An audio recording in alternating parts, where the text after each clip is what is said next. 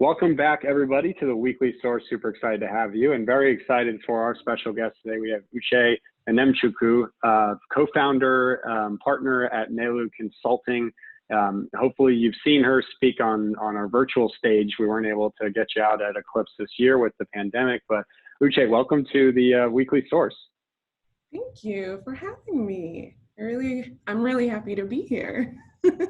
Yes, yeah, we're happy to have you. So for the folks maybe who haven't had the pleasure of meeting you or kind of heard your story, I mean, mind give us a bit of background and kind of your journey to co-founding your own wellness and benefits firm?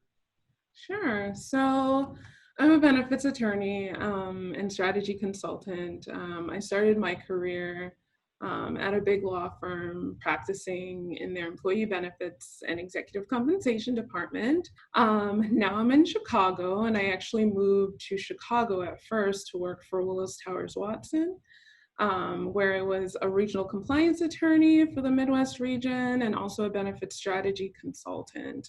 From there, I went in-house. And then from there, I co-founded Nelu Diversified Consulting Solutions, which is a wellness and benefits boutique consulting firm. I founded it with my two partners who are medical doctors and implementation scientists with backgrounds in public health. Very cool. And I think, without spoiling a bit more about what you guys are doing, I feel like diversity, not only in the practices that you guys offer, but in how you conduct your business. I mean, talk a bit more kind of about the background, what would diversify your firm versus, somebody else, I guess. First, we're staffed with two medical doctors with backgrounds in public health, like I said. We have a benefits attorney, that's me.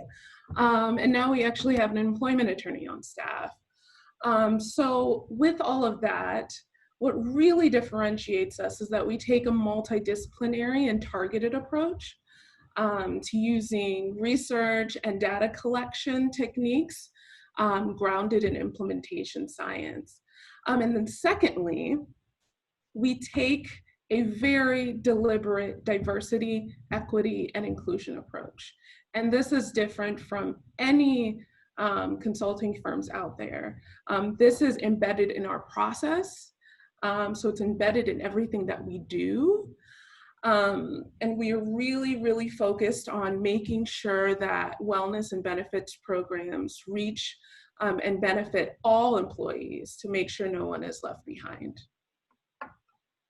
Very cool. I think that resonates a ton as the workforce continues to shift and diversity becomes more of the forefront. I mean, I guess talk about, business as usual was probably last year, but how much has it shifted now that we're in, a pandemic and the workforce changes and we're more remote? I mean, what has been top of mind for you and the firm kind of since March, I guess?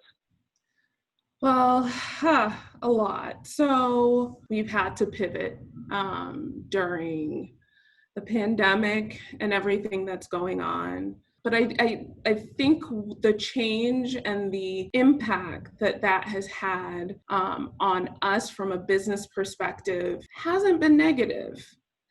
We're doing everything, obviously, by video, but unfortunately, there are lots of things going on in the world right now and in the US right now, other than the pandemic. So since the beginning of this year, and with a lot of the difficult things that have happened this year from a social justice perspective, has actually brought a lot more attention to our approach to benefits. I think employers are starting to see that benefits programs can be not just complementary, but integral to a holistic diversity, equity, and inclusion strategy. I think it's clear that a lot of employers are getting to a point where they're saying, talking about diversity, equity, and inclusion is what we're doing, but we want to do more. Talking about it is good, but then we also have to change the problematic systems, and we have to provide employees with the support that they need to succeed in the workplace. So benefits is a huge part of achieving that goal. And I think a lot of employers are finally starting to realize that from a structural perspective of increasing diversity, promoting inclusion, promoting equity, that benefits plays a huge role in that. Because benefits can change lives. Benefits, like I said, if done right, can help shape the culture of our organizations.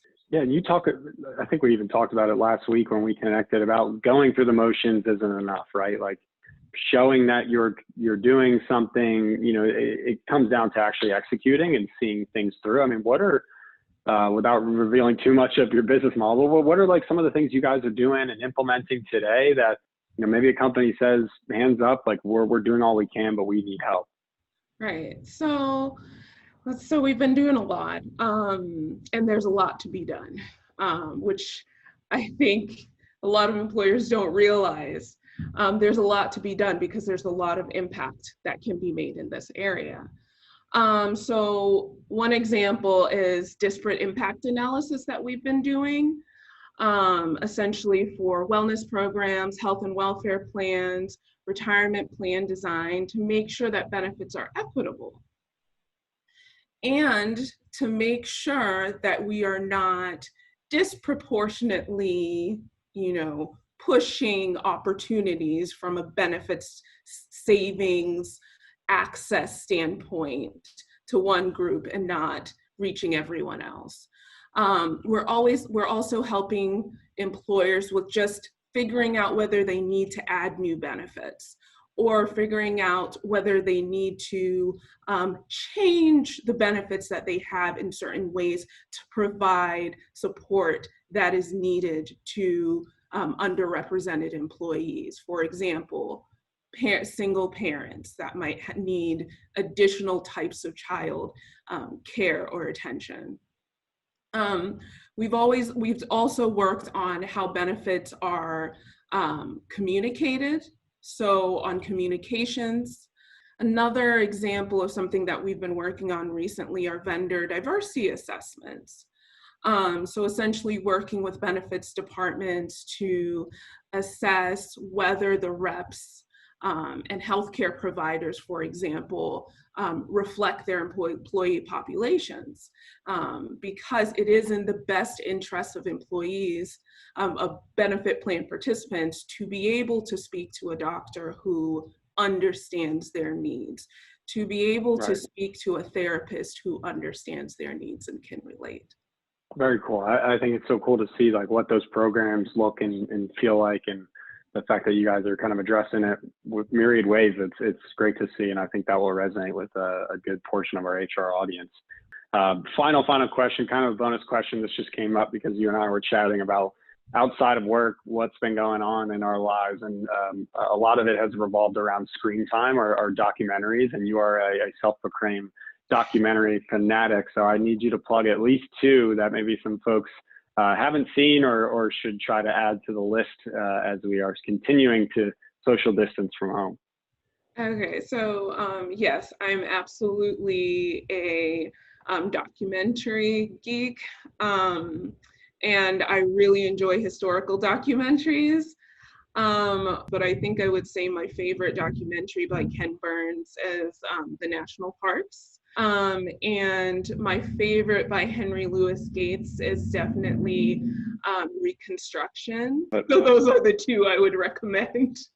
Yeah, very cool. Well, we'll be sure to plug that, or if any folks in the comments, if you've seen either, shout out below. But I like it. We've got a little homework to do outside of the videos. But Uche, can't thank you enough for stopping by and kind of telling us about some of the stuff you guys are doing. We appreciate your partnership, and obviously you're speaking on Eclipse Live stage, so there's some great resources there. But yeah, thanks for stopping by, and thanks everybody for tuning in. Thank you. All right, we'll see you guys next week on the Weekly Source. Bye.